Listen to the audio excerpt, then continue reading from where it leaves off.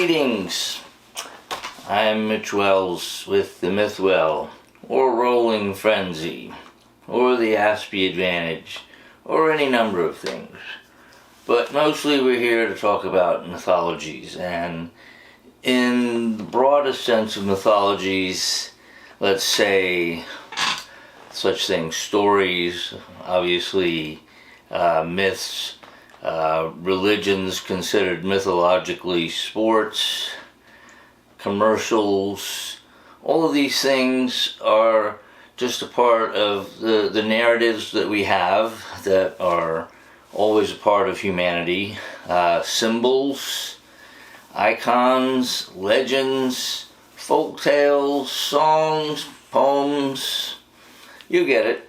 So a broad view of things that are symbolic, we could even just call it that, but the point we keep returning to is that we think mythologically. We live in mythic minds, in a mythic world, and our more modern sensibilities, we like to think that we have gone beyond that we ourselves have demythologized our view of the world.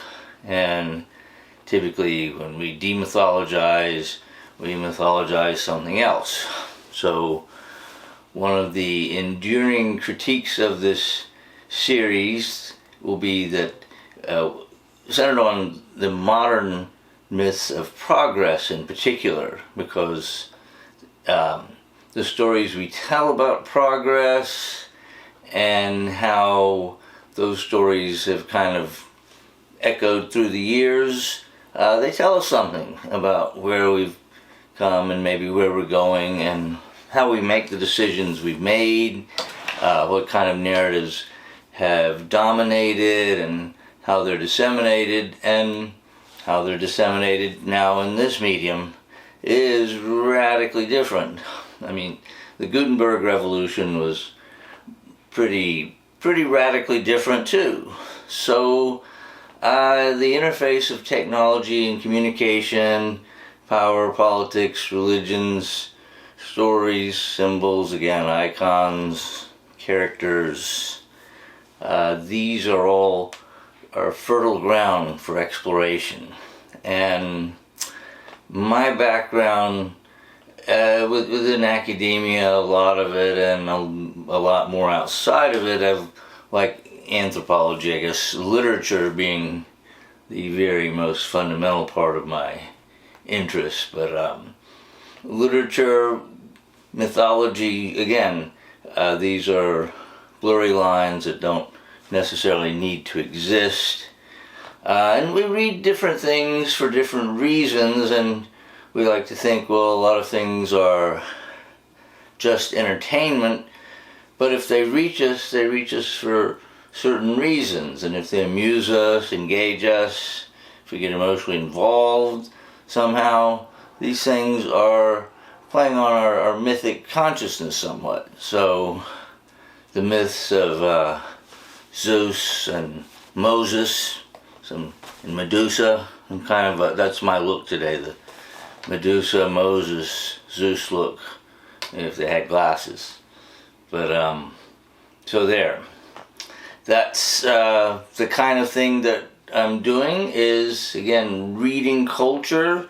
Some of the influences is very, I don't know if I should say modern now, but with 20th century, the French critics were very popular in academia, and sort of the myths of academia and academia itself, and the stories that make their way through is certainly worth a lot of attention too, because of the children. Think of the children. So do they need Michel Foucault?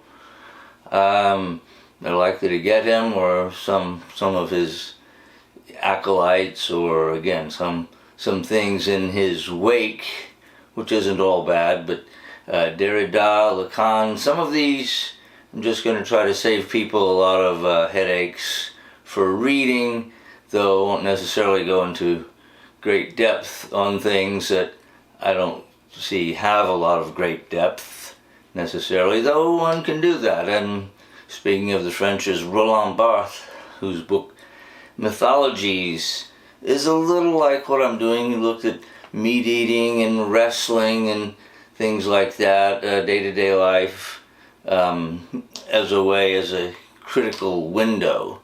So we'll be looking at that major influence because it was so important in a lot of cultural studies and literary criticism in the 20th century and to this day, and postmodernism, and maybe we'll talk about modernism, why not, which is of course originates in the 19th century pretty much. But we could say postmodernism. Didn't the Greeks, they kind of knew postmodernism. The ancient Greeks, they knew a lot of things. So we'll be going back to the Greeks and further, but the Greeks, particular area I've focused on more than most other areas I've focused on, and so, and I think worthy of focus, and they've been studied so much from so many angles, just like Shakespeare. There are works that have endured and have been the center of our intellectual culture, our canon. Thank you, Harold Bloom, someone I'll be talking about. We'll even talk about Alan Bloom, but not to get too specialized here, and more interesting people like Machiavelli. I mean, there is a strong strain of Machiavellianism in culture and in humanity, and so again, myths, fairy tales, again, advertisements, whether a one page in a magazine, which I guess people don't really have anymore, but you know, those pop-up things, and we still have them on, you know, when you're watching the TV that's not the TV, or if you are watching a TV, we still have advertisements aplenty, and it's been called, advertising's been called the poetry of the masses, and the mythology of the masses. I would say it's certainly, again, something that's worth some significant attention because it can be amusing, and quite a few things that are, we know advertising is bunk and hokum and BS and nonsense and propaganda and all of that, and the producers of it know that it's bunk and hokum and BS and balderdash and just nonsense and so forth. Okay, they know that we know, and we know that they know that we know, and back and forth between two mirrors, and yet advertising abides. The ads abide. So we will the ads chide, and we will ride the mythic train to glory together here on Rolling Frenzy Productions, the Mythwell, or whatever, Merlin's mates. Merlin is our resident wizard, he's not over there, but you couldn't see him even if he was. So, moving on to a little more of an overview. Let's see, there'll be certainly, like I said, maybe more than enough academic stuff, and I'll have to label some things. Some are more people that are specialized, people who care about modernism and comparative mythology, and some that people just care about horrible politicians or silly fads, which any of the material, however, fleeting, nonsensical, it could be the most airheaded of celebrities. They, some way or another, they have a mythic role, a mythic identity, a set of symbols, a way of communicating, and there can be significance. But we'll try to do the good stuff. Definitely want to focus on not just horrible things like advertising and politicians, but some very positive artists, filmmakers, writers, but modern and ancient. The filmmakers won't be too ancient, but we get a healthy dose of Stanley Kubrick and Robert Altman and some of the golden age producers, and look at some of the very popular producers and what their use of mythology is like. It's heavy-handedness. It's sort of, well, let's just leave those kind of attacks for when we get to them. But movies, I mean, who could argue that movies are films, Netflix, I don't know what we call them these days, flicks, cinema, motion pictures, the talkies, yeah, all of those things that have seemingly in a big degree the big money things reverted to, I'm saying reverted, but comic book things which are more, tend to be more elementally mythic. Doesn't make them dumber necessarily, though Hollywood can make anything dumber. So we'll see. I'm not that up on a lot of movies. I've only seen the first episode of Star Wars, which I learned later was the fourth one, but I saw it 3 times, so I gave it a chance back in the day. So that struck me, I guess, in that I was not taken in by a lot of the mythologies that others were.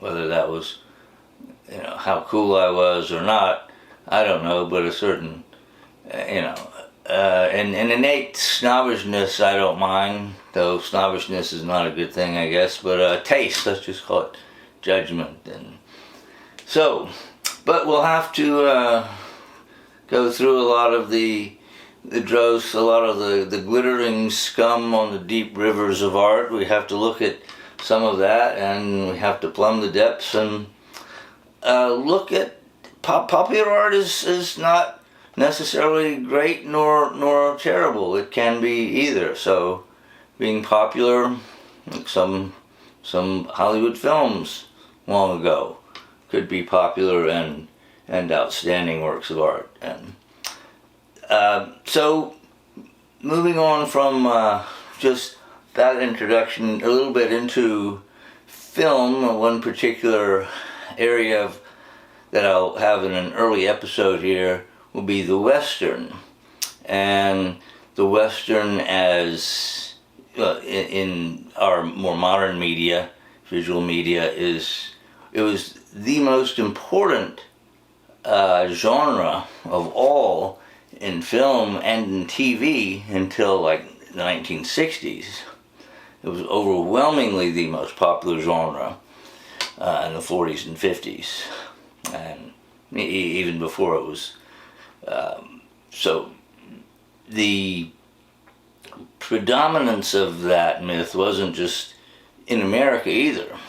Much of the world looked to America, the West, the Western, a lot of their concept of us, and a lot of our self-concept comes out of the Western. And some of these horse operas there's sometimes been derided as are very interesting and very they can kind of satisfy the sort of range of mythic requirements, or some of the structures and motifs that we tend to look for in myth. And at their best, this is kind of not done in a forced manner, which again, obviously modern mass media, as they make more and more and more of it, a lot of it gets more forced. But thinking, John Ford, Howard Hawks westerns, and others, but they have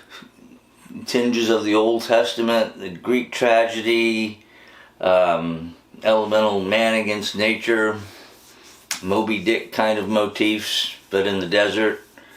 And so that will be one of our episodes. Another film one, as I said, we'll get Stanley Kubrick, who is amazing, and I'll have to be on the Asperger Advantage show too. So we'll have to commune with his ghost for that one, because he died, I think, in 1999.